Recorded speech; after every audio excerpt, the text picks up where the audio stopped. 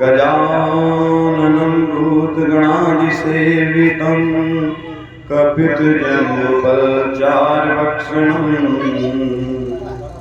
उमासुतं च शोकविनाशकारिकं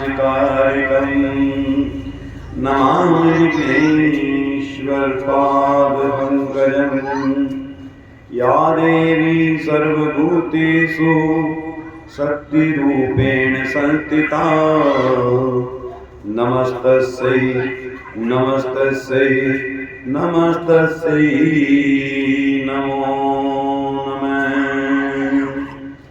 मनोजवं मारुततुल्यवेगम् जितेन्द्रियं बुद्धिमतां वरिष्ठं वाग्मानं वानरयूथमुख्यम् श्रीरामदूतं शरणं प्रपद्ये। श्रीरामदूतं शरणं प्रपद्ये। यत्र यत्र रघुनाथ कीर्तनं तत्र तत्र कृतमस्तकाञ्जलिं बाष्पवारि परिपूर्णलोचनं मारुतिं नमत राक्षसान्तकम्। नीलाम्बुजश्यामलकोमलाङ्गं सीतासमारोपितवामभागम् पाणौ महासायकचारुचापम् नमामि रामं रघुवंशनाथम्।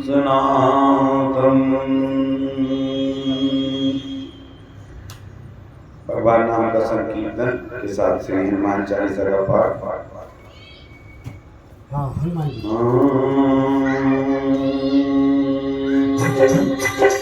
श्री राम जय जय राम, श्री राम जय जय राम, श्री राम जय जय राम, श्री राम जय जय राम, श्री राम जय जय राम, श्री राम जय राम। श्री गुरु चरण सरोज जय मन मुकुर सदा अर्णव रघुवर विमल जसु जोदायक फलचार होते संचार के चूड़े पवन कुमार बल बुद्धि जय मोहि हर करे सिरकार। सीता राम राम राम सीता राम राम राम सीता राम राम राम सीता राम राम राम।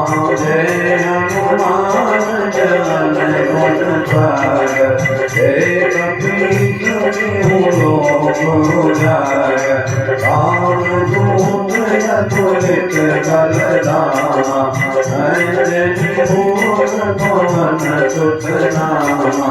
महावीर विक्रम बजरंगी सुमति निहार सुमति के संगी कंचन बरन विराज कानन कुंडल कुंचित केसा हाथ पकड़ो बजा बिहारे। आगे मूज जनेऊ साजे कर सुमन केसरी वीर प्रताप महाजगवंदन।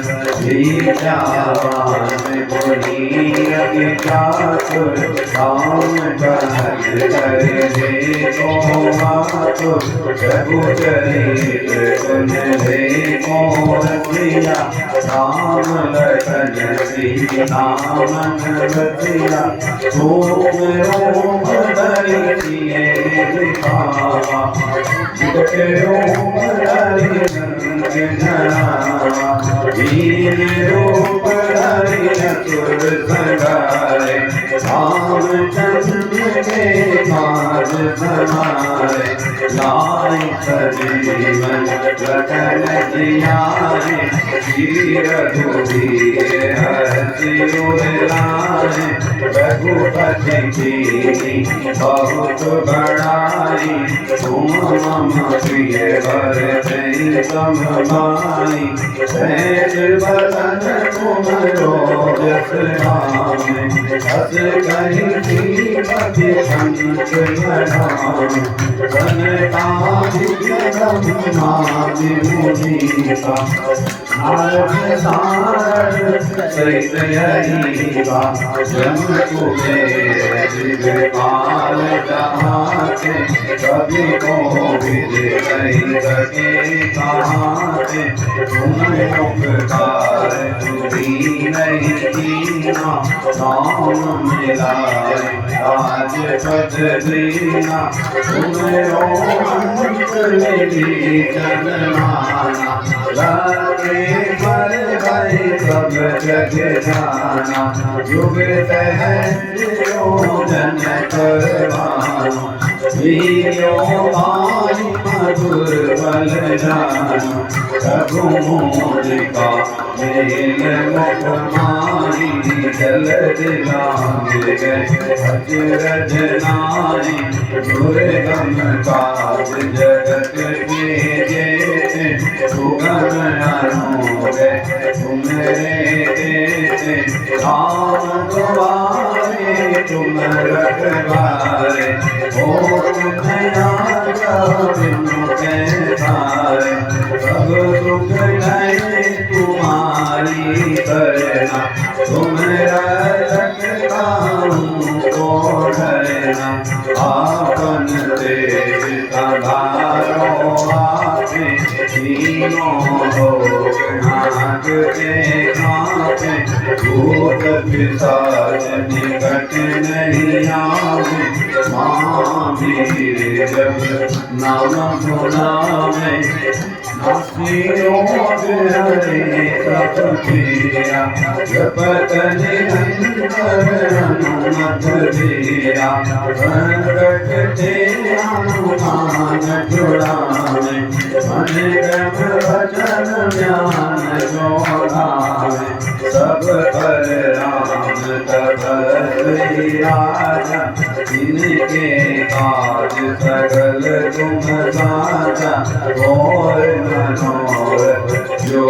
कोई नामे, सोई अमित जीवन फल पावे, चारों युग परताप तुम्हारा, है कर सीध जगत उजियारा, साधु संत के तुम रखवारे, असुर निकंदन राम दुलारे, साच सीते नव निधि के दाता, असवर दीन प्राणी की माता, राम रसायन तुमरे पाता, सदा रहो रघुपति के दाता, तुम्हारे भजन राम को पावे, जन्म जन्म के दुख बिसरावे, अंत काल रघुवर पुर जाई, जहाँ जन्म हरि भक्त कहानी, और देवता कीर्तन धरई, हनुमत से सर्व सुख करई, संकट कटे मिटे सब पीरा, जो तुम्हारे हनुमत बलबीरा, जय जय जय हनुमान गोसाई, कृपा करो गुरुदेव की नाई, जो संत बार पाठ कर कोई झूठे बंदी मां सुख होई जो ये पढ़े हनुमान चालीसा मोई सीता ही गोरीता तुलसीदास सदा परिचेरा कीजे नाथ हृदय में तेरा पवन तनय संकट हरण मंगल मूर्ति रूप राम लखन सीता सहित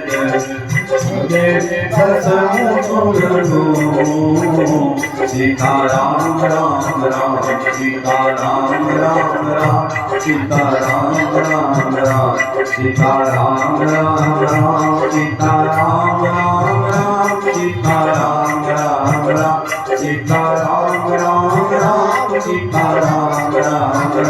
सीता राम राम राम सीता राम राम राम सीता राम राम राम सीता राम राम राम। बोले श्री रामचंद्र की, उमापति महादेव की, पवन सुत हनुमान की। आज कथा का तीसरा दिन, भगवान की विशेष कृपा कि उन्होंने कहा कि भाई आप विवाह के समय में बाजा नहीं बजा रहे हो, तो हमारे पास खुशी मनाने का एक साधन और है, और वो साधन है बारिश करना। तो सुबह जब प्रसंग आया कि जैसे ही भगवान धनुष तोड़ते हैं तो तुरंत बारिश आ गई, फिर वरमाला हुई तो फिर बारिश आई। जब अयोध्या से चले दशरथ जी बारात लेकर, फिर बारिश हुई, और जब फेरे होने लगे, जब भवरी पड़ने लगी तो बहुत तेज बारिश हुई, 4 बार बारिश आई है सुबह सुबह। तो आज भी 4 चीज भगवान ने दी है। तो आज की कथा का प्रसंग, भगवान जनक जी के यहाँ पहुंचे हैं, मंच सजा है और दीप दीप भूपति के नाना। जनक जी ने प्रण किया था कि जो धनुष को तोड़ देगा सीता जी उसी को वरेंगी। तो हाँ, तो जो अब क्यों ऐसा हुआ? सब लोग कहते हैं कि दशरथ जी को निमंत्रण क्यों नहीं भेजा? उन्होंने केवल प्रतिज्ञा की थी, दीप दीप भूपति के नाना आए सुनी खुनी, पर जो हम ठाना, जो हमने प्रण किया था उसको सुन करके बहुत से राजाओं के राज्य यहाँ पर इस स्वयंवर में भाग लेने आए। इनकी राम कथा जरूर सुन लीजिए। बेटा आप उधर मुकर के बैठो, तो उधर मुकर के बैठो।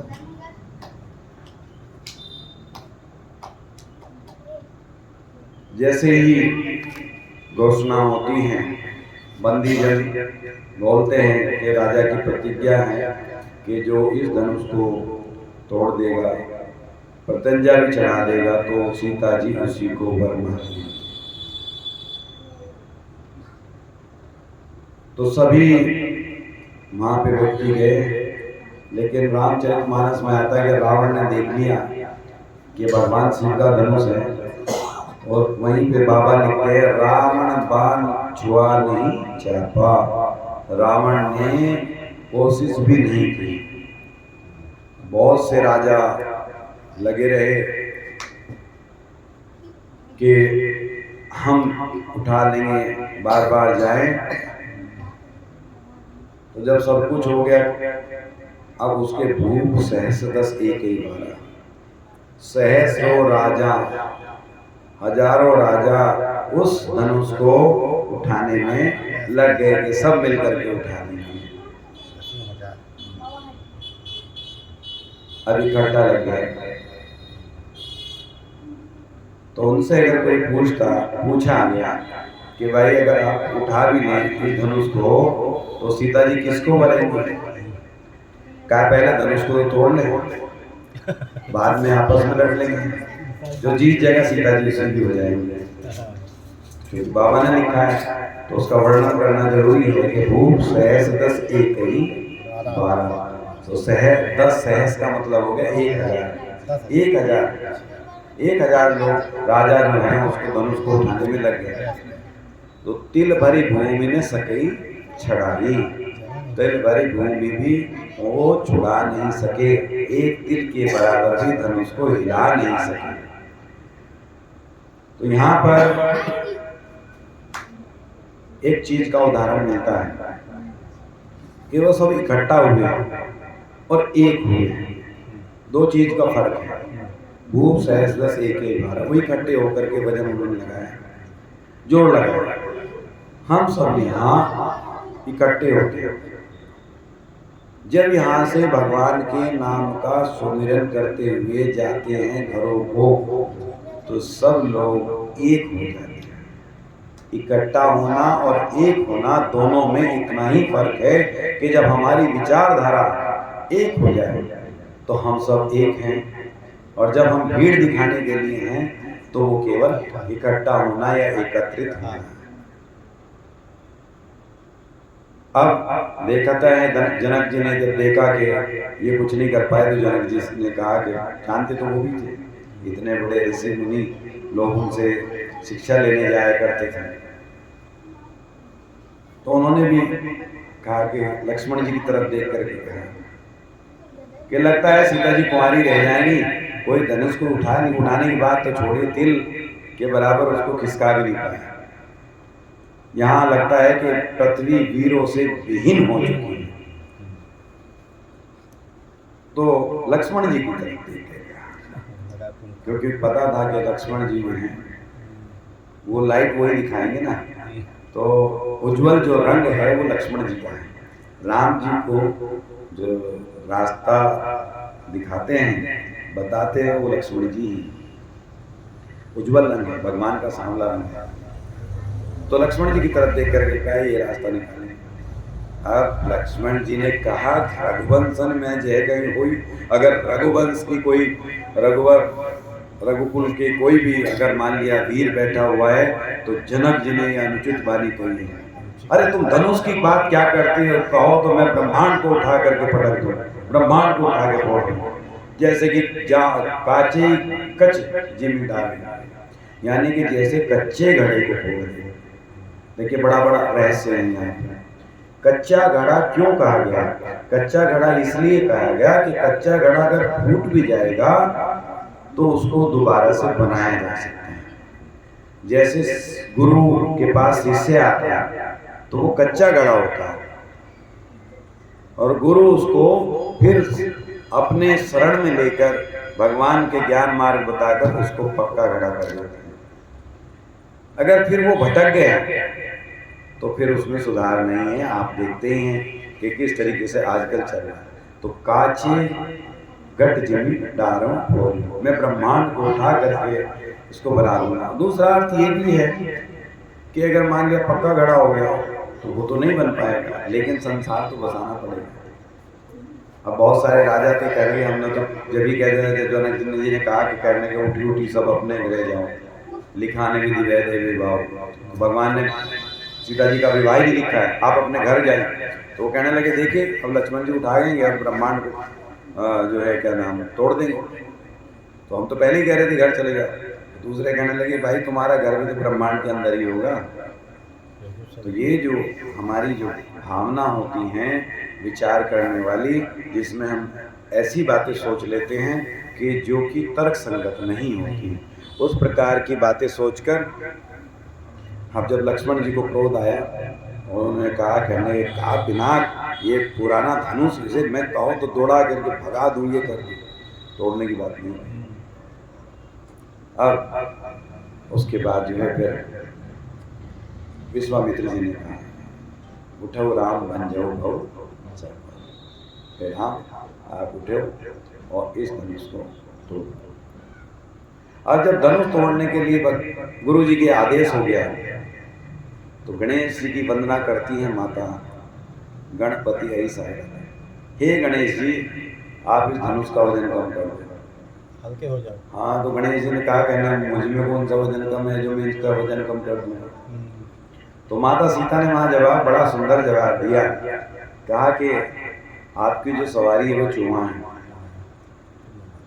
और अगर आप में वजन होता तो चूहा आपको ढो नहीं सकता था। जो वजन अपना कम करके छोटा बन जाए वही बुद्धिमान होता है, इसलिए वो प्रथम पूज्य होता है। कुतर्क की बुद्धि को नीचे दबा करके रखना गणेश जी का काम है, और गणेश जी उसको दबा कर रखते हैं, इसलिए वो प्रथम पूज्य है। कुतर्क की बुद्धि, चूहा कुतरता है, चूहे की आदत है हर चीज को कुतर देता, रुपया पैसा जो होते हैं उसे मत महंगे से सस्ते से कोई मतलब, वो कुतर्क देता है। तो गणेश जी से वंदना करते हैं कि गणेश जी आप जो है इसका वजन कम करें। फिर उसके बाद धनुष से ही सीता जी कहती है, रामचरितमानस में चौपाई हो गया क्योंकि लंबा प्रसंग है, फिर 3 घंटे चाहिए उसके, 3-4 घंटे में कम से कम प्रसंग पूरा हो। तो धनुष से कहती है माता सीता कि भाई तुम्हें अपना वजन कम कर दो। उन्होंने कहा मैं कैसे अपना वजन कम कर सकता हूँ और कैसे कर? उन्होंने कहा आपके पास युक्ति है। कह रहे क्या?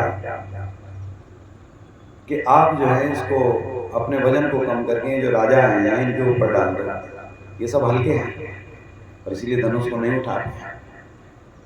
उन्होंने कहा माते ये मैं सभा में हूँ, कहने के सभा में तो हो, ये बात तो सही है, लेकिन आपको उठाने भगवान आ रहे हैं, इसलिए आप अपना वजन कम करिए। आपको याद होगा जब मैं उनसे वाटिका में मिली थी तो मुझे देखता पसीने आ गया था, इतने कोमल है भगवान। तो सीता जी ने प्रार्थना करी धनुष से कि आप ही अपना वजन कम करें, आपको उठाने आ रहे हैं। कि मुझे उठाने आ रहे हैं? कि हाँ आप मांग लेना जो भी कुछ कहना हो आपको। तो भगवान चले और सबको प्रणाम किया, अपने कुल देवता को, सबको, ईश्वर को, गुरुदेव को, सबको प्रणाम किया और इतनी तेजी से धनुष उठाया और उसके 2 टुकड़े हो गए। तो जैसे ही धनुष टूटता है तीनों लोक में उसकी आवाज गई। अब धनुष टूटने के बाद बाबा जहाँ बैठे हैं उन्होंने कहा, बाबा हिलाए, उनका भी कैलाश पर्वत पे वो भी हिले, परशुराम जी भी हिले। ये तो धनुष टूटने की आवाज है क्योंकि ये मेरे इष्ट का, इन्होंने शिव का धनुष तोड़ा आवाज है। तो परशुराम जी भी जग गए, चल दिए हैं उस समय वहां से। अब धनुष को चिढ़ाने के लिए राजा कहने लगे जो उनको जानते, धनुष ऐसा नहीं था कि वो धनुष लकड़ी का था या किसी ऐसी चीज का था। धनुष से पूछा, भाई पहले तो राम जी ने पूछा क्या चाहिए? कि भगवान आपकी भक्ति चाहिए। भगवान ने ऊपर उठाया कि नहीं मुझे ऊपर ना उठाओ, मैं बीच में टूट जाऊंगा, आप ऊपर उठाओ ही मत, मुझे तो यहीं तोड़ दीजिए। अब जब तोड़ने के बाद 2 टुकड़े हो गए तो कहने लगे ये तो तुम्हारे 2 टुकड़े हो गए। कहने लगे प्रभु आपके चरण भी तो 2 ही हैं, मैं तो आपके चरणों में चढ़ गया, मेरे 2 टुकड़े आपने किए, मैं आपके चरणों में चढ़ गया, मैंने तो भक्ति मांगी है आपसे, आप मुझे भक्ति दीजिए। धनुष टूटने के बाद फूलों की वर्षा होती है भगवान के ऊपर। माता सीता को लाया जाता है कि चलो वरमाला पहनाओ। अब वरमाला में जैसे हमारे यहाँ तो संस्कारिक बात नहीं होती, आजकल ऐसी बातें होने लगी कि जिनका कोई मतलब नहीं, सिर पैर नहीं। तो अब सीता जी छोटी है, बहुत सारा भजन भी बनाया कि वो लाइन है 2 उसकी, झुक जाइयो तनिक रघुबीर लली मोरी छोटी है। तो सब सहेली गीत गा रहे हैं। तो लक्ष्मण जी ने कहा प्रभु रघुवंश हमारे जो रघुकुल रीति है उसमें झुका नहीं जाता, इसलिए आप झुकिएगा नहीं। अब छोटे भाई ने कह दिया तो सब अनुमोदन करें, प्रत्यावेदन दें, आवेदन दें, राम जी के सामने के झुक जाइए, माला डलवा लीजिए, इतनी परीक्षा ना लीजिए। तो कहने लगे नहीं भाई, ये तो लक्ष्मण जी ने कहा झुकना है ही नहीं, हम तो रघुकुल के हैं, तो हम तो झुकना नहीं जानते। तो सखियों ने गीत गाया, और गीत क्या गाया कि रघुबर जयमाल उर्मिली, कि सीता जी ने रघुराज जी के गले में माला डाल दी। झूठ ही कह दिया, आप झूठ कहते ही। अब माला देखे भगवान, माला देखे तो माला तो झुक के दे, ऊपर मुंह उठा के तो नहीं देखी जाती। तो जैसे माला देखा, ये माला कहाँ डल गई, मैं तो ऐसे बैठा हूँ। तो जैसे ही माला देखने लगी तो उतनी देर में सीता जी ने माला उनको डाल दी। बड़ा सुंदर दृश्य है। और फिर वहाँ आता भी है कि सहेलियों ने कहा कि इनके चरण छुओ, तो माता सीता ने मन ही मन सोच के केवल प्रणाम किया है, चरण नहीं छुए, क्योंकि अहिल्या बन जाने का डर था। ये कहीं मेरा भी वही हाल हो जाए इनके चरणों में। तो जब एक पत्थर से नारी बन सकती है, तो नारी से पत्थर भी ये बना सकते हैं। इसलिए यहाँ बाबा ने लिखा है कि यहाँ पर उन्होंने चरणों की वंदना केवल की है, चरण छुए नहीं। माता ने प्रीति, और भगवान भी खुश हुए, प्रीति अलौकिक जानी, अलौकिक प्रीति जानकर भगवान बड़े खुश हुए। ये सब होने के बाद सबने देखा कि ये तो जयमाल भी हो गया, सब कुछ हो गया। तो राजा कहने लगे भाई अब तो ऐसा करो, जनक जी को भी, जनक के ऊपर भी हमला कर दो और राम जी के ऊपर भी हमला कर दो, ये दो बच्चे क्या कर पाएंगे, कुछ नहीं। तब तक हाँ तो प्लान बना रहे थे, तब तक उनकी योजना बनती, तब तक वहाँ परशुराम जी पहुँच गए। तो परशुराम जी के हाथ में फरसा है, धनुष बाण है, हर चीज है उनके पास। अब वो पहुंचे तो उन्हें देख करके सब जो है प्रणाम करने लगे, एक तरफा लाइन लगा के कहने लगे इसका फरसा चल गया, ये तो पता नहीं किस किस को क्या क्या कर देंगे। हाँ तो ये काफी है। तो परशुराम जी को सब नमस्कार करके वहां से निकलने लगे, और निकल करके परशुराम जी जैसे ही देखा उन्होंने कहने लगे धनुष किसने तोड़ा है। तो राम जी ने इशारा किया भी, नाथ शंभु धनु भंजनी हारा, होने कोई एक दास तुम्हारा। हे नाथ, आपका ये जो धनुष है, ये शंभु जी का, भगवान भोलेनाथ का जो धनुष है, इसे तोड़ने वाला कोई आपका ही शिष्य है, आपका दास है। तो अब वो कहने लगे नहीं, सेवक सो जो करे लड़काई, आज तो मैं देखना चाहता हूँ। कहने लगे देखता हूँ कैसा सेवक मेरा है, मुझसे युद्ध करे। अब लक्ष्मण जी को क्रोध, युद्ध की बातें, हाँ युद्ध की बातें आए और लक्ष्मण जी चुप बैठ जाए, ऐसा तो असंभव है ना। लक्ष्मण जी को तो भाई शेष का अवतार, तो शेष नाग हैं, शेष सांप ऐसे नहीं काटता। सांप क्यों, जब प्राणी की कोशिश करोगे, मारने की कोशिश करोगे, जब उसे अपनी जान का खतरा होगा तो ही बात है। तो यहाँ पे शेष जी का अवतार है लक्ष्मण जी। तो लक्ष्मण जी को जब क्रोध आ गया तो कहने लगे मैंने तो बहुत सारे धनुष तोड़े बचपन में, और जब तो आपने नहीं कुछ भी कहा। तो कहने लगे परशुराम जी का फिर जो है उधर से होता है, कहने लगे ये धनुष समान वैसा धनुष नहीं था, ये भगवान भोलेनाथ का धनुष था, जिसे आप जो है सामान्य धनुष समझ रहे हैं।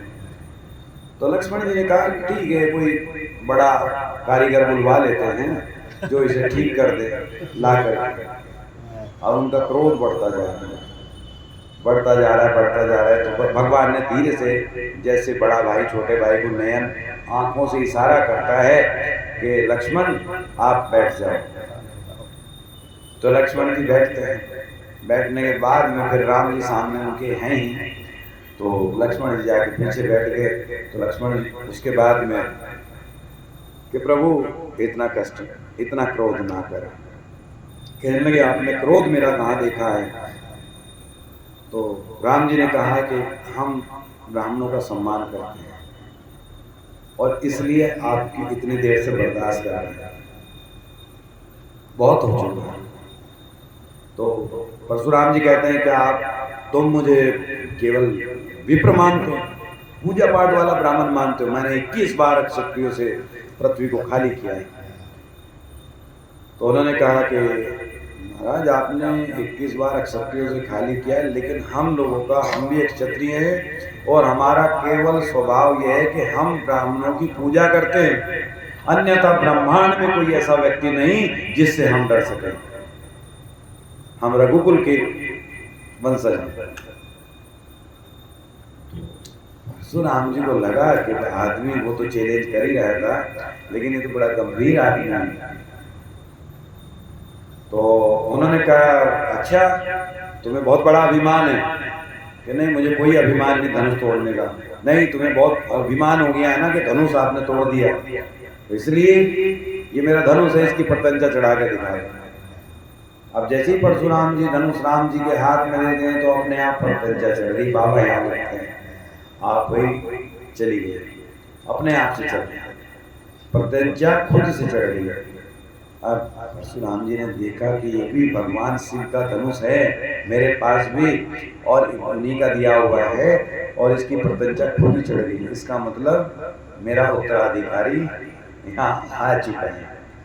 तो परशुराम जी चलते हैं और चल करके दोनों भाइयों को वंदना करते हैं कि मैंने आपको बहुत अनुचित शब्द कहे, मुझे पता नहीं था इस बात का। तो परशुराम जी के जाते ही फिर वशिष्ठ जी और विश्वामित्र जी कहते हैं कि भाई अब आप शादी तो विवाह तो हो चुका है, लेकिन अपने कुल की रीति के हिसाब से आप अब अपना जो है निमंत्रण भेजिए यहाँ से, और निमंत्रण जब आप भेजेंगे तो दशरथ जी के यहाँ से बारात आएगी, तब उसके बाद संस्कार होगा। तो यहाँ से 2 दूत चलते हैं और दूत जाकर वहाँ अयोध्या में बताते हैं कि हम जनकपुर से आए हैं। तो वहाँ सब लोग पूछते हैं कि भाई आप ये बताइए कि राम और लक्ष्मण कैसे हैं। और भरत जी तो रो पड़े कि भाइयों का समाचार आज इतने दिनों बाद हमको मिलेगा। तो दशरथ जी के महल में खुशी का माहौल हो जाता है, क्योंकि जैसे हमारे जो पत्री जाती है आज भी कन्या की तरफ से, तो वही पत्री वहाँ गई और जैसे ही महल में पहुंची तो उसके बाद पढ़ने लगी, और फिर माताओं ने पढ़ी, सब ने खुशी मनाई, रात भर गीत नाच सब कुछ होता रहा। तो कहने लगे भाई चलो बारात की तैयारी करो। तो बारात की तैयारी में जो है अच्छे तरीके से अयोध्या से बारात सज करके चलती है। बहुत कवियों ने उसके ऊपर भजन भी बनाए हैं, बहुत सारी रचनाएं हैं, लेकिन सबसे बड़ा प्रसंग ये है कि एक गांव से बारात निकली जा रही थी। अब वहाँ गोरेलाल जैसे खड़े थे, तो उन्होंने कहा हाँ भाई दूल्हा कहाँ है? अब दूल्हा कहाँ? तो ऐसी बारात केवल राम जी की रही जो बिना दूल्हे के बारात गई है। ऐसे पूरे हमारी संस्कृति में वेद पुराण में जो भी बारात निकली है केवल राम जी की बारात है। तो कहने लगे कि भाई दूल्हा कहाँ है? तो वो से पूछे दूल्हा कहाँ है? वो पूछे दूल्हा कहाँ है? दूल्हा कहाँ है? अब बात विश्वामित्र जी के पहुंच गई। तो कहने लगे वो अरे भाई ऐसा करो, भरत जी हैं ही और भरत जी का स्वरूप एक जैसा ही है, भरत जी का राम जी का, तो उन्हीं को बता दो कि दूल्हा ये है। अब जा रही है बारात, कहने के भाई हम तो यहाँ सत्तू खा रहे थे और जा करके मिष्ठान मिलेगा, पूरा आनंद में जा रहे हैं। जहाँ भी कहीं बारात जाए तो पूछे भाई बारात कहाँ से? अरे राजा दशरथ चक्रवर्ती दादा दशरथ के यहाँ से बारात आई है और राजा जनक के यहाँ जा रही है, और सुनो दूल्हा बताए कहाँ है? नहीं दूल्हा नहीं, हम तो बारात देख के बड़ा प्रसन्न है। कहे नहीं दूल्हा बता रहे, दूल्हा हो रहा है। अब खुद ही बताना शुरू कर दिया, जैसे कल कपड़ों वाली बात है। तो राजा जी जनक जी के यहाँ बारात पहुँचती है, बड़े अच्छे से भाव श्रृंगार होता है। भरत और लक्ष्मण सभी जाकर, भरत जी और शत्रुघ्न जी दोनों जाकर पिता की मिलते हैं, सब मिल के तैयारी होती है। तो राम जी के विवाह में एक बड़ा अच्छा प्रसंग है जो तुलसी बाबा ने लिखा है। उसमें जितने भी देवी देवता थे वो सब मनुष्य का रूप लेकर उस विवाह में उपस्थित हुए। वाल्मीकि जावाली, यानी कि वाल्मीकि भी आए, जावाली भी आए, बहुत सारे ऋषि मुनि सब आए। बाबा ने इसमें लिखा है, बड़ा प्रसंग हो जाता है। तो चौपाई के साथ अगर पढ़ना चाहें कथा के बताने के बारे में, तो बारात की तैयारी हुई और लगन के हिसाब से चलने लगा तो सब लोग कहने लगे हर काम बहुत अच्छा हो रहा है। इसका मतलब ये है कि ब्रह्मा जी आए हैं। अब तो ही बने बैठे। हाँ, ब्रह्मा जी आए हैं जरूर, और इसका मतलब तो जो सभी काम इस तरीके से मंत्रों के उच्चारण वेदों ने भी यहाँ आया है कि वेदों ने भी भैया इसमें एक कंबन जी का तमिल रामायण का भी हाँ। प्रसंग आता है। हाँ, जब उनसे कहा गया कि आप विवाह कर लीजिए, तो भाई चूंकि आदर्श रूप उनको ले आना था, एक पत्नी का रूप ले आना था, तो इन्होंने कहा कि भाई जब तक हमारे पिताजी को और परिवार को नहीं सूचना मिलेगी तब तक हम कैसे कर सकते हैं। हाँ, तो वहीं कहा विश्वामित्र ने और अन्य लोगों ने भी कहा कि भाई तुम्हारे पिताजी खुद 3 ठोकिए हुए हैं। मैं तुमको वो आदर से नहीं उपलब्ध है। लेकिन उसके बावजूद भी चूंकि ये भाई हम इतिहास वाले हैं, तो ये 16वीं 17वीं शताब्दी में लिखी गई जहांगीर के और अकबर के समय में, जैसा जिसका भाव है। उस समय विलासिता चरम पे थी। हाँ, जाकी रही भावना जैसी प्रभु मूरत देखी तिल कैसी। तो बहुत सारे जन ये एक आदर्श भी देना चाहते थे, वही प्रभु श्री राम के माध्यम से। हाँ, कि एक पत्नी प्रथा ये किया जाए। ये कंबन रामायण और इसका हाँ, कंबन रामायण में आगे रामचरितमानस में एक और आता है, जब रामेश्वरम की स्थापना होती, वो प्रसंग आएगा तो हम आपको बताएंगे। एक प्रसंग उसमें बहुत प्यारा प्रसंग है। सीता जी थी नहीं तो रावण लेके वहाँ आता है और फिर रामेश्वरम की स्थापना करा करके उसके बाद बोले। तो जो खैर प्रसंग है और अपना अपना भाव है। एक बार ऐसे ही हुआ, जब आपने जिक्र किया मैं बता दूं, तो अशोक वाटिका के ऊपर कबंध रामायण लिखी जा रही है, और कबंध ऋषि भी बहुत बड़े ऋषि हुए हैं, ऐसा नहीं है। हाँ, कबंध जी दक्षिण में हुए हैं, बहुत अच्छी रामचरितमानस तमिल भाषा में उन्होंने लिखी वहाँ, तो तेलुगु में। तो उन्होंने जो लिखा, हनुमान जी को साक्षात मान के वो रामचरितमानस लिखते थे। तो जैसे वहाँ सुंदरकांड में जब जाते हैं तो अशोक वाटिका में फूल खिले हैं, तो उन्होंने फूलों को सफ़ेद उसमें लिख दिया है कि सफ़ेद रंग के फूल वहाँ खिले थे। अब हनुमान जी जो है कहने लगे नहीं, वहाँ लाल रंग के थे। दोनों में बहस हो गई। बहस होने में भगवान के पास, क्योंकि साक्षात था कबंध जी को, ऐसे ही नहीं उन्होंने रामायण रामचरितमानस ये भी ऐसे नहीं लिखी गई। 80 साल में बाबा ने लिखना शुरू किया था। 80 साल तक बाबा ने पहले तपस्या की बनारस में जाकर, प्रेत जी से हनुमान जी का पता लिया, और तब जाकर हनुमान जी से मिले, तब प्रेरणा हुई। तब उसके बाद भी 40 साल लग गए हैं रामचरितमानस लिखने में। तो कबंध रामायण की ऐसी कोई वो नहीं है। तो भगवान को साक्षात जब प्रकट हो गए, जब हनुमान जी और उनमें हुआ, तो कहा कि आप दोनों सही हैं। कबंध रामायण का मैं आपको बता रहा हूँ। कबंध रामायण जब लिखी जा रही है तो उसको लाइट है वहाँ से जलवा दीजिए, बोर्ड में उधर, हाँ उधर है, वो जला दे। तो कबंध रामायण का जब भगवान राम सामने आ गए तो कहा आप दोनों सही हैं। कह रहे तो वो कैसे महाराज, कि ये तो कवि हैं, फूल वास्तव में सफेद ही थे। तो हनुमान जी कहने लगे मुझे लाल कैसे दिखाई दे रहे, कि आप गुस्से में थे, रावण के ऊपर आपको गुस्सा आया था, इसलिए वो लाल। कबंध रामायण की बहुत अच्छी कहावतें हैं, शायद रखी है मेरे पास भी, हिंदी वाली है, इंग्लिश वाली मैंने पढ़ी है, हिंदी भी रखी है। हाँ, स्वीकारता वाल्मीकि की, और वाल्मीकि के बाद उनकी हाँ कबंध रामायण की बहुत ही।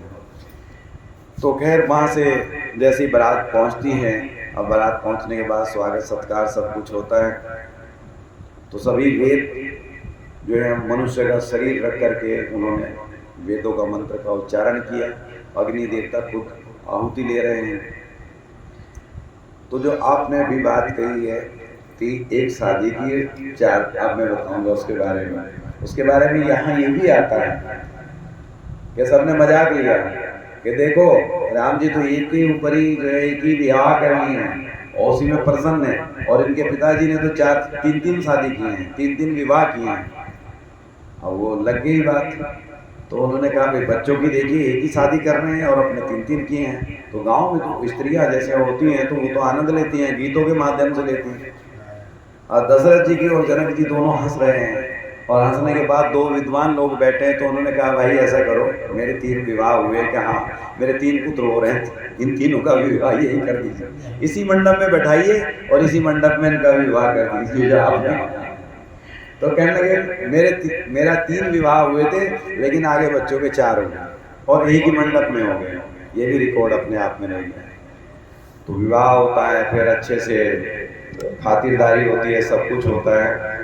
उसके बाद फिर जब एक चीज़ यहाँ पे आती है कि बहुत सारे ऋषि आए। दशरथ जी को आज जो हमारे समाज में एक बुराई फैली हुई है कि हम बेटे के शादी में इतना बड़ा दहेज लेंगे, इतना सब कुछ लेंगे, ये लेंगे वो लेंगे।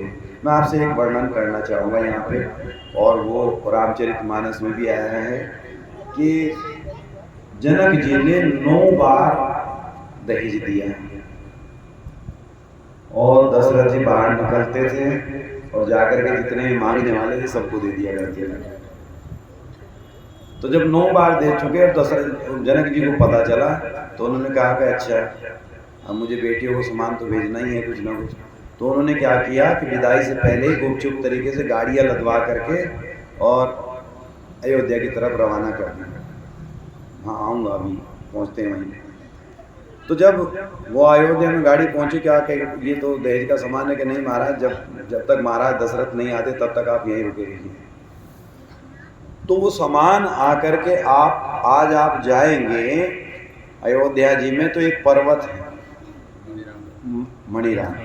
मणिराम छावनी जिसके नाम से है, तो वहीं मणिराम पर्वत है। और वहाँ मणि पर्वत में जितना भी दहेज का सामान आया था वो सब वहीं इकट्ठा करके अयोध्या जी के बाहर ही इकट्ठा कर दिया गया था कि वहाँ से आया कोई भी दहेज का सामान अयोध्या में प्रवेश ना करे। यहाँ भगवान ने बहुत दिया है, जब भगवान खुद अवतार लिए हो तो वहाँ सब कुछ है। आज भी आप कभी जाइएगा वहाँ पे देखिएगा, तो जैसे ही कुछ देखने लगेंगे तो कोई आपको कांच का सामान, कोई कुछ इस तरीके से, केवल वो मणि पर्वत ही ऐसा है कि जिसमें आपको कुछ ना कुछ सामान मिले। मैं भी लेके आया था एक बार, छोटा सा शंख मिला था मुझे, छोटा सा रहा होगा कभी का कभी। तो मणि पर्वत अयोध्या जी में एक ऐसा पर्वत है कि वो दहेज का जो सामान आया था वो वहीं रख दिया। बहुत लोग जाते हैं, परिक्रमा करते हैं, दर्शन करते हैं, नतमस्तक होते हैं। लेकिन ये हमारे लिए बहुत बड़ी एक शिक्षा की बात है कि जो भी सामान आया, कि जब हमने पुत्र को पैदा किया है, उसको पढ़ाया लिखाया, उसको संस्कार दिए हैं, सब कुछ दिया है, तो दहेज किस बात का है। जिसने अपनी पुत्री को विदा कर दिया तो उससे बड़ा कोई दहेज हो सकता है। एक बोतल खून की देने के लिए लोग बाग टेलीफोन मोबाइल स्विच ऑफ कर लेते हैं। आप समाज देखिए, और जो अपनी बेटी को पाल पोस कर बड़ा कर विदाई करता है, तो उससे बड़ा कोई दानी हो सकता है? नहीं, इस संसार में नहीं हो सकता। तो कथा ये भी हमको सिखाती है, राम चरित्र और मानस। राम जी का चरित्र, मानस हृदय में आप रखें जो भगवान ने कहा है। तो विदाई का समय आता है, और विदाई के समय पे जो तोते पाले हुए थे सीता जी ने, वो भी रोने लगे। उनको पिंजरा खोल दिया गया, उनको कहा जाओ तुम उड़ जाओ, मैं आज जा रही हूँ यहाँ से। तो वो भी सीता जी के चरणों में आके लेट जाते हैं और वो रोने लगते हैं कि हमें छोड़ के मत जाओ। तो जनकपुर की दशा ऐसी है कि काफ़ी दूर तक, आधी दूरी तक लिखा गया है रामचरितमानस में कि अयोध्या और जनकपुर के आधी दूरी तक जनक जी भी बात करते करते आ गए। बार बार दशरथ जी कहते थे आप लौट जाओ, आप लौट जाओ, लेकिन प्रेम के विवश इतना था।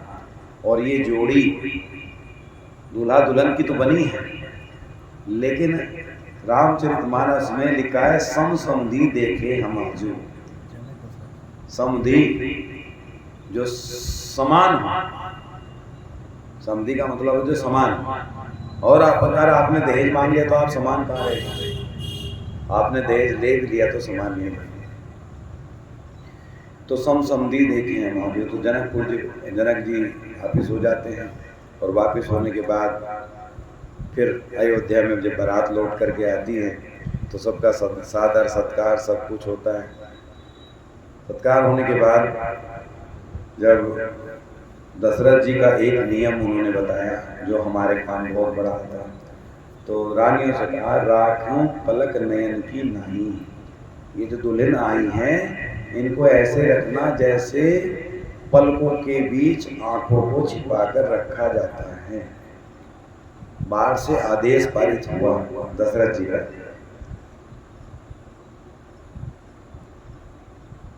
तो रघुनंदन नाम पूरा अवतार है अपने आप में, और सब कुछ सुबह उठने के बाद वही था, मात पिता गुरु नामी माता, प्रातःकाल उठ के रघुनाथ। तो ये नियम निरंतर था।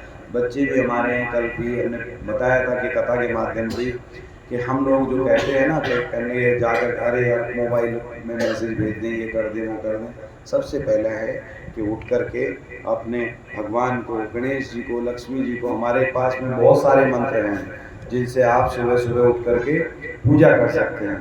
ये जरूरी नहीं कि उसके लिए स्नान करना जरूरी है। हम माता धरती को भी कि मैं आपके ऊपर पैर रख रहा हूँ, मैं बोझ हूँ आपके ऊपर, मुझे कम से कम आप क्षमा करें, मेरे कर्म ऐसे हो दिन भर के ताकि मैं पृथ्वी पर बोझ बनकर ना रहूँ। तो जब हम पृथ्वी को नमस्कार करते हैं, उनको नमस्कार करके उठते हैं, तो ये सब हमारी शिक्षा में होना चाहिए।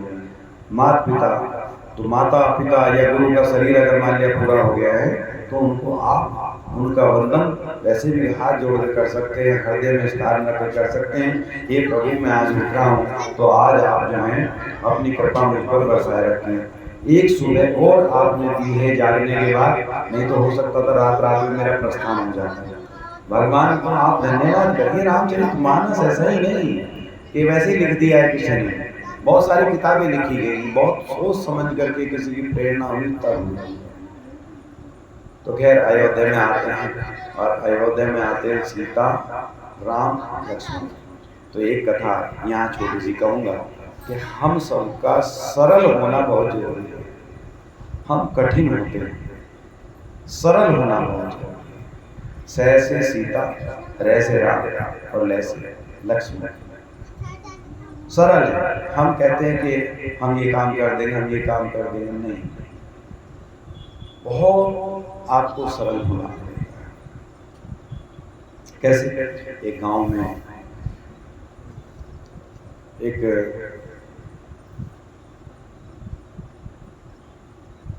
केवट रहता था। तो उसके लड़के भी थे, एक कन्या थी। सारा दिन मंदिर में रहता है। तो कहते कि भाई ये काम कैसे है केवट? तो कहता कि सीताराम जी जाने।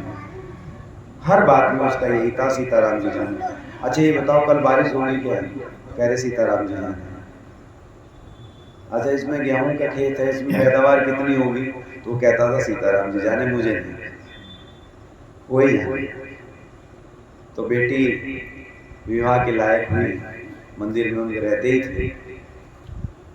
तो बेटों ने कहा कि आप ऐसा करिए, महाजन से कुछ कर्ज ले लीजिए। कर्ज लेकर के बेटी शादी हो जाएगी बहन की, हम लोग अब बड़े हो गए हैं तो कमा करके कर्ज वापस कर देंगे। तो महाजन के पास जाते हैं और महाजन के पास जाकर कहते हैं भाई मुझे 100 रुपये की आवश्यकता है, पुराना जमाना था और बेटी की शादी करनी है। तो उन्होंने कहा ठीक है, आपके बच्चे जवान हो गए वो दे देंगे, और आप साधारण सज्जन व्यक्ति हैं इसलिए यहाँ इस पर अंगूठा लगा दो। एक रसीद बनाई और एक रसीद बना करके उसको दे दी, एक अपनी बहन में अंगूठा लगा दिया। तो कहने लगे कि देखो इसमें क्या है? तो उन्होंने कहा जो भी है सीताराम जी जाने, मैं तो अनपढ़ आदमी हूं, मुझे नहीं पता। बेटी की शादी हुई धूमधाम से।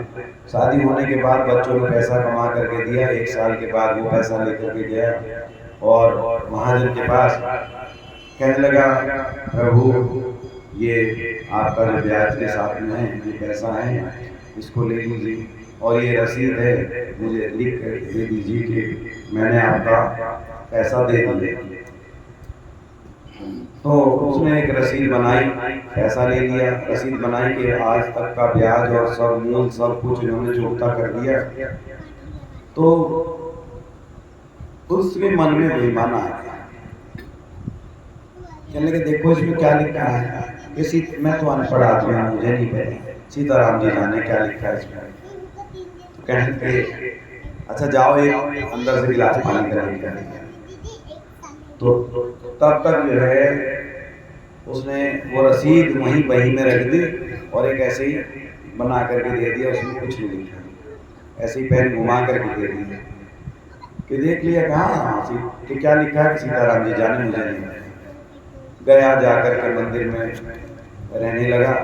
महाजन के मन में बेईमाना था तो वो वही दिखाकर नालिश जिसको बोलते थे उर्दू में, एक रिकवरी का सूट फाइल कर दिया, दावा उसके खिलाफ कोर्ट में दाखिल कर दिया।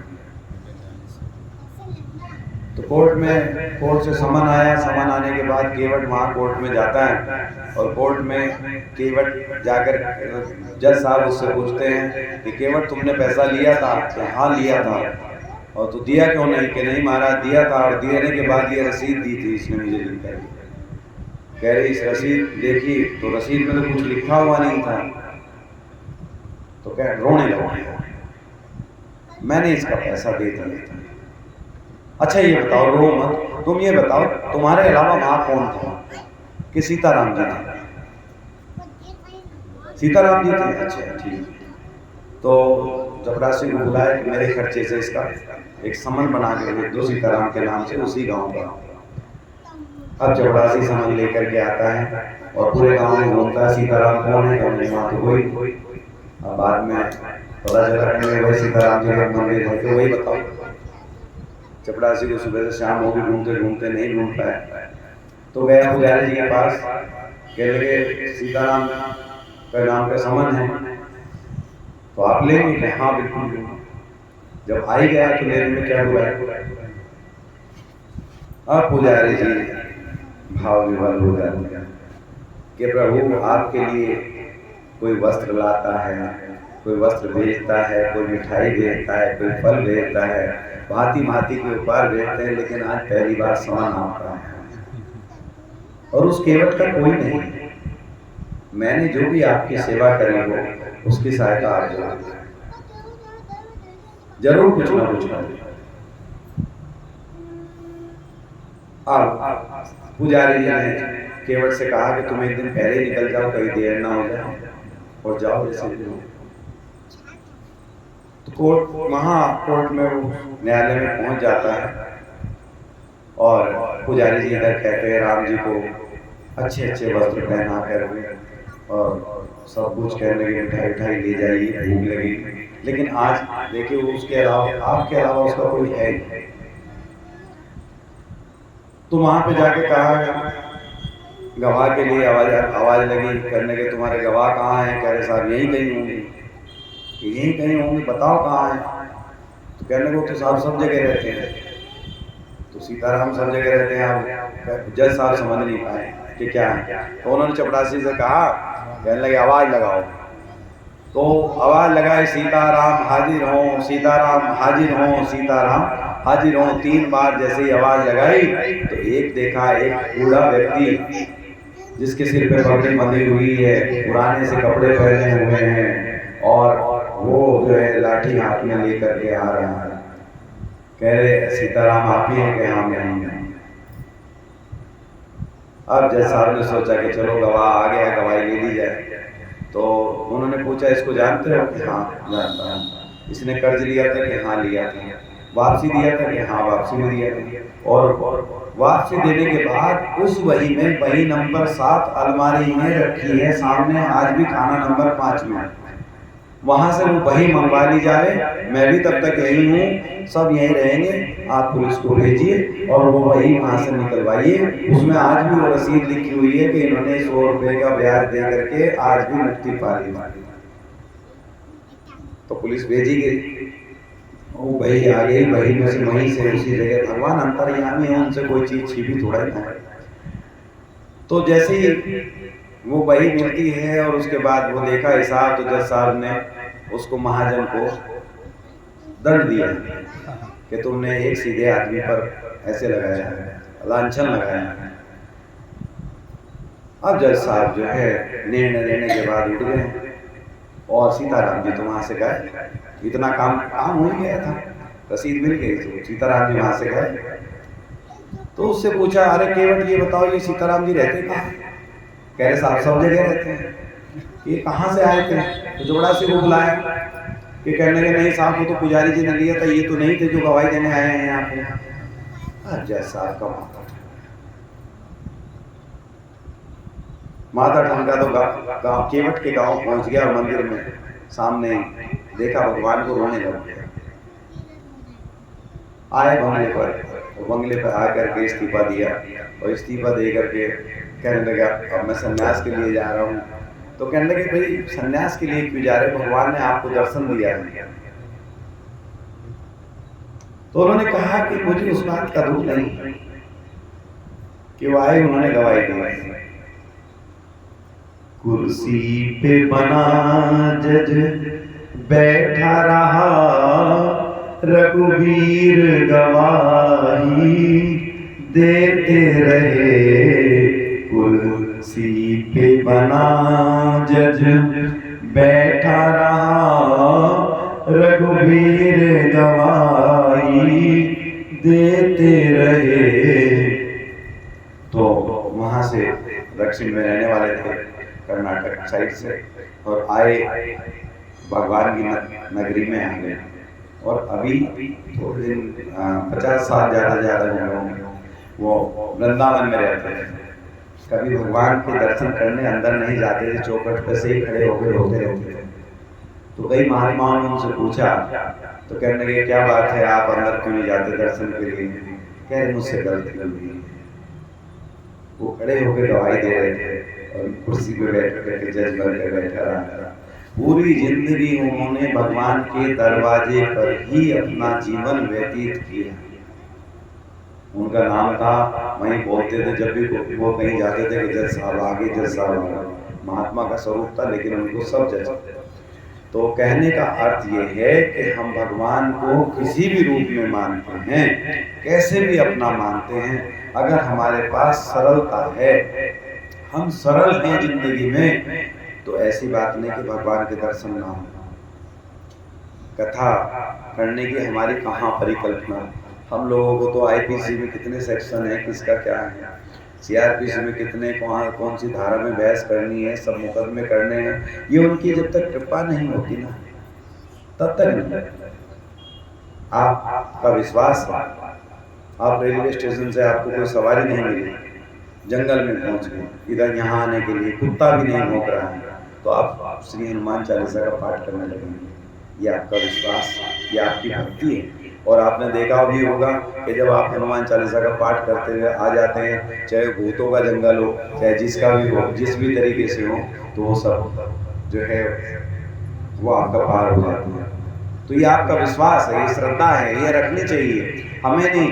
हम तो रोजाना भगवान से कहते हैं वहाँ जा करके, ये थोड़ा सा चक्कर गति मार दिया तो मंदिर में बैठे रहते हैं, है ना। तो कथा हो रही है हनुमान जी की प्रेरणा से। उन्होंने कहा कि रामचरितमानस का यार 9 दिन पाठ तो सुनाओ। अब हमने सबको हाथ पैर जोड़े, हमें पता है कि शरीर उस लायक नहीं है कि इतनी देर बैठ के हम भजन कीर्तन कर सकें, लेकिन फिर भी प्रेरणा भगवान जी की है। तो उनकी प्रेरणा के बिना कुछ नहीं हो सकता। उनसे बात करो। अपना रोना अगर रोना है तो संसार के सामने नहीं बल्कि भगवान के सामने रो। कभी रो के तो देखो, 2 आंसू तो निकाल देगा, 2 आंसू प्रेम के भगवान चढ़ाइए तो सही। वो आपके हैं हर जगह, सुनते हैं। यहाँ हनुमान जी बैठे हुए हमें दिखाई देते क्योंकि हम माया के माया का पर्दा जैसे ही हटेगा तो मूर्ति ना होकर हमें हनुमान जी दिखाई देंगे, पंचमुखी हनुमान जी दिखाई देंगे। वो भगवान भोलेनाथ की जो शिवलिंग है उसमें भगवान शिव आपको जल चढ़ाते हुए साक्षात दिखाई देंगे। वो सीताराम जी हैं, वहाँ भले ही उन्हें बंद करके बैठा दिया हो, लेकिन वो हमेशा आशीर्वाद देते थे हर जगह, कण कण में, सब जगह। तो इसलिए सरलता बहुत आवश्यकता है, सरलता की। और आप सभी को भगवान के विवाह की, चारों भाइयों के विवाह की, सब मोहल्ले वासियों को जहाँ तक भी आवाज जा रही है बहुत बहुत बधाई हो। ऐसे मंगल कार्य में आप सब लोग लगे रहे, भगवान की असीम कृपा हम सब पर बनी रहे। जैसा कि आज तक चला है, कल का प्रसंग रहेगा अयोध्या कांड का, वनवास का, और उसमें 6 कारण आपको सुनाए जा चुके हैं कि कौन कौन से कारण थे। इसलिए आज कारणों में प्रकाश न डालकर आज केवल कथा को सुना दिया। तो कल 2 कारण और सुनाए जाएंगे। 6 कारण आपके पास हो चुके, केकई मंत्रा और नारद जी का श्राप, मनुष्य रूप की तपस्या और प्रताप भानु को जो श्राप मिला था रावण और वो बन करके हुए थे, तो उन्होंने कहा था। तो ये सब मिला करके 6 कारण आपको पता चल चुके हैं। कथा में से ही नहीं है, कहीं बाहर से नहीं। कल आपको बहुत अच्छे अच्छे प्रसंग सुनने को मिलेंगे, उसमें भी दो कारण और बताए जाएंगे और ऐसी कथा चलती रहेगी।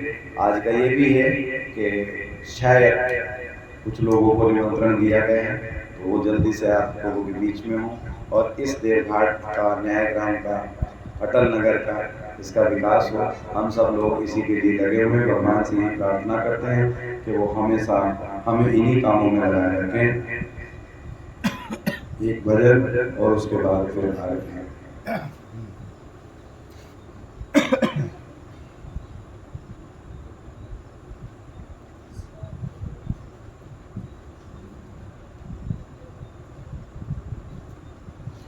श्री राम जय राम जय जय राम, श्री राम जय राम जय जय राम, श्री राम जय जय राम, श्री राम जय जय राम।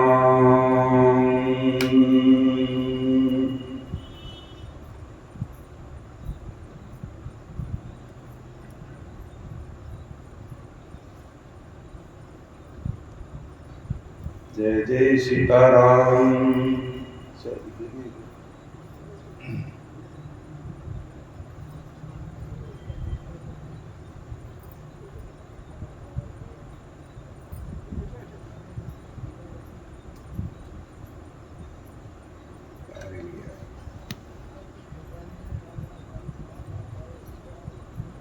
चलिए ऐसी गाइएगा, कोई बात नहीं। मेरे मन में है राम, मेरे तन में है राम, रोम रोम में राम रमाया। देखो कैसी राम तेरी माया, देखो कैसी राम तेरी माया। मेरे मन में है राम, मेरे तन में है राम, रोम रोम में राम रमाया। देखो कैसी राम तेरी माया, देखो कैसी राम तेरी माया। सूरज में भी राम है और चंदा में भी राम है, सूरज में भी राम है राम है। तारे तारे में राम रमाया, तारे तारे में राम रमाया।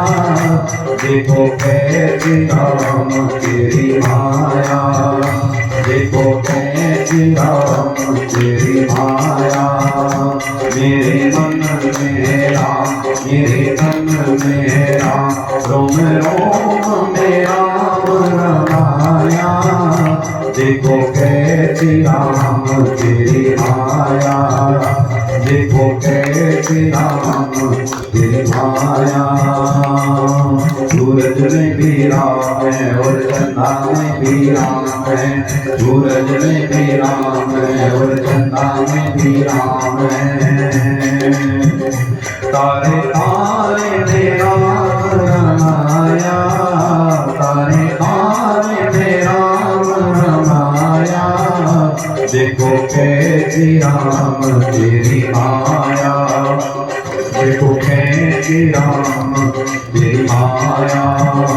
मेरे मन में है राम, मेरे तन में है राम, रोम रोम में राम रमाया। देखो कैसी राम तेरी माया, देखो कैसी राम तेरी माया। डाली में भी राम है और पत्ते में भी राम है, डाली में भी राम है और पत्ते में भी राम है। कण कण में राम रमाया, कण कण में राम रमाया। देखो कैसी राम तेरी माया, देखो कैसी राम तेरी माया। मेरे मन में है राम, मेरे तन में है राम, रोम रोम में राम रमाया। देखो कैसी राम तेरी माया, देखो कैसी राम तेरी माया। पशुओं में भी राम है और पक्षियों में भी राम है, पशुओं में भी राम है और पक्षियों में भी राम है। जब जल में राम रमाया, जब जल में राम रमाया। देखो कैसी राम तेरी माया, देखो कैसी राम तेरी माया। मेरे मन में है राम, मेरे तन में है राम, रोम रोम में राम रमाया। देखो कैसी राम तेरी माया, देखो कैसी राम तेरी माया। बोले श्यावर रामचंद्र की जय। आरती के लिए खड़े हो जाए सभी।